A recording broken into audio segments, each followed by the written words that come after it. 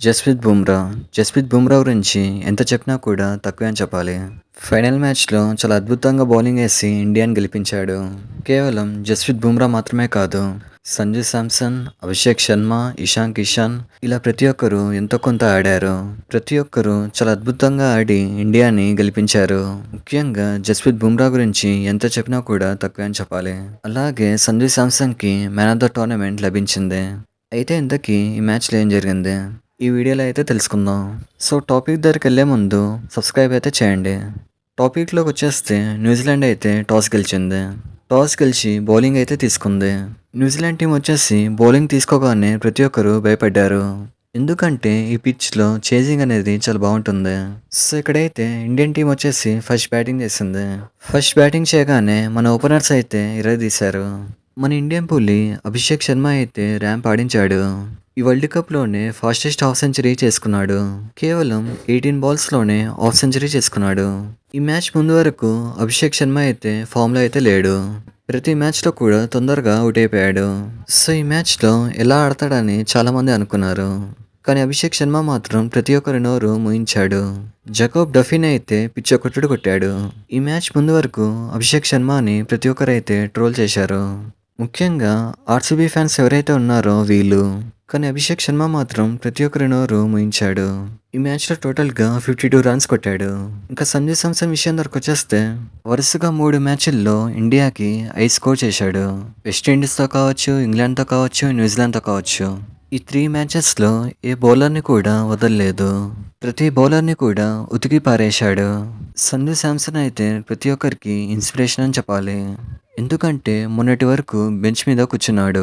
ప్రతి ఒక్కరు సంజు శాంసన్ కెరీర్ అనేది అయిపోయింది అనుకున్నారు. కానీ సంజు శాంసన్ మాత్రం తనని తాను నమ్ముకున్నాడు. చాలా హార్డ్ వర్క్ చేసి ఈరోజు ప్లేయర్ ఆఫ్ ద టోర్నమెంట్‌ని అందుకున్నాడు. ఈ టోర్నమెంట్‌లో సంజు శాంసన్ ఆడింది కేవలం 5 మ్యాచ్‌లే. 5 మ్యాచ్‌లకే ప్లేయర్ ఆఫ్ ద టోర్నమెంట్ అంటే మామూలు విషయం కాదు. ఫైనల్ మ్యాచ్‌లో టోటల్‌గా 89 రన్స్ కొట్టాడు. ఏ మ్యాచ్‌లో కూడా తన సెంచరీ కోసం ఆడలేదు. తన టీం కోసం ఆడాడు. కొంతమంది బ్యాట్స్‌మెన్ ఉంటారు. 90స్‌లోకొచ్చాక స్లోగా ఆడతారు. అయితే కేవలం వీళ్ళిద్దరు మాత్రమే కాదు, ఇషాన్ కిషన్ కూడా చాలా బాగా ఆడాడు. ఇషాన్ కిషన్ కూడా ఈ మ్యాచ్‌లో హాఫ్ సెంచరీ చేశాడు. ఇషాన్ కిషన్‌ని టీంలోకి తెచ్చినందుకు ఆర్‌పీ సింగ్ ఇంకా ప్రజ్ఞాన్ ఓజా వీళ్ళిద్దరికీ క్రెడిట్ ఇవ్వాలి. ఇంకా ఫైనల్ ఓవర్స్‌లో శివన్ దుబే అయితే ర్యాంప్ ఆడించాడు. కేవలం 8 బాల్స్‌లో 26 రన్స్ కొట్టాడు. సో టోటల్‌గా అయితే ఇండియా వచ్చేసి 255 రన్స్ కొట్టింది. ఒక టీ20 వరల్డ్ కప్ ఫైనల్‌లో ఒక టీంకి ఇదే హై స్కోర్ అని చెప్పాలి. సో తర్వాత అయితే న్యూజిలాండ్ బ్యాటింగ్ చేసింది.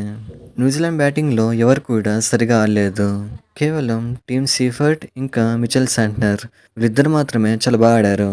ఈ మ్యాచ్‌లో మిచెల్ శాంట్నర్‌ని చూస్తే చాలా బాధ అనిపించింది. ఎందుకంటే 2015 నుంచి న్యూజిలాండ్ టీంలో ఉన్నాడు. ప్రతిసారి కూడా ఫైనల్స్ వరకు వస్తున్నాడు. కానీ ఓడిపోతున్నాడు. సో ఏదో ఒక రోజు ఇతనికైతే ఒక ట్రోఫీ రావాలి. ఇంకా ఇండియన్ బౌలింగ్ విషయం వచ్చేస్తే జస్ప్రీత్ బుమ్రా గురించి మాట్లాడుకోవాలి. జస్ప్రీత్ బుమ్రా గురించి ఎంత మాట్లాడినా కూడా తక్కువే అని చెప్పాలి. ఎంతైనా ఇంపార్టెంట్ మ్యాచెస్‌లో ఆడాలంటే జస్ప్రీత్ బుమ్రా తర్వాత అని చెప్పాలి. ఈ మ్యాచ్‌లో టోటల్‌గా 4 వికెట్లు తీశాడు. కేవలం 15 రన్స్ మాత్రమే ఇచ్చి 4 వికెట్లు తీశాడు. సో ఈ మ్యాచ్‌లో అయితే జస్ప్రీత్ బుమ్రాకి మ్యాన్ ఆఫ్ ద మ్యాచ్ లభించింది. కొంతమంది కుక్కలు జస్ప్రీత్ బుమ్రాని మిచెల్ స్టార్క్‌తో పోలుస్తున్నారు. చెప్పాలంటే మిచెల్ స్టార్క్ వచ్చేసి జస్ప్రీత్ బుమ్రా ముందు అస్సలు పనికిరాడు. సో ఎప్పుడు కూడా ఏ బౌలర్‌ని కూడా జస్ప్రీత్ బుమ్రాతో పోల్చకండి. ఒకప్పుడు మొహమ్మద్ సిరాజ్ వచ్చేసి ఒక మాట అన్నాడు. "We only believe in Jessie boy" అని. ఆ ఒక్క మాట చాలు జస్ప్రీత్ బుమ్రా ఏంటో చెప్పడానికి. అయితే జస్ప్రీత్ బుమ్రా మాత్రమే కాదు, అక్షర్ పటేల్ కూడా చాలా బాగా వేశాడు. అక్షర్ పటేల్ కూడా 3 వికెట్లు తీశాడు. సో ఇక్కడైతే ముఖ్యంగా జస్ప్రీత్ బుమ్రా ఇంకా సంజు శాంసన్ వీళ్ళిద్దరి గురించి ఎంత చెప్పినా కూడా తక్కువే అని చెప్పాలి. సో ఫైనల్‌గా అయితే ప్రతి ఒక్కరు ఎంతో కొంత కాంట్రిబ్యూట్ చేశారు. ఇలా ఫైనల్‌గా ఇండియా అయితే గెలిచింది. ఇప్పుడున్న ఇండియన్ టీంలో మీకు ఇష్టమైన ప్లేయర్‌ని కామెంట్ చేయండి. సో ఇది మ్యాటర్. ఇలాంటి మరిన్ని వీడియోస్ కోసం లైక్, షేర్, సబ్స్క్రైబ్ చేయండి. Thank you.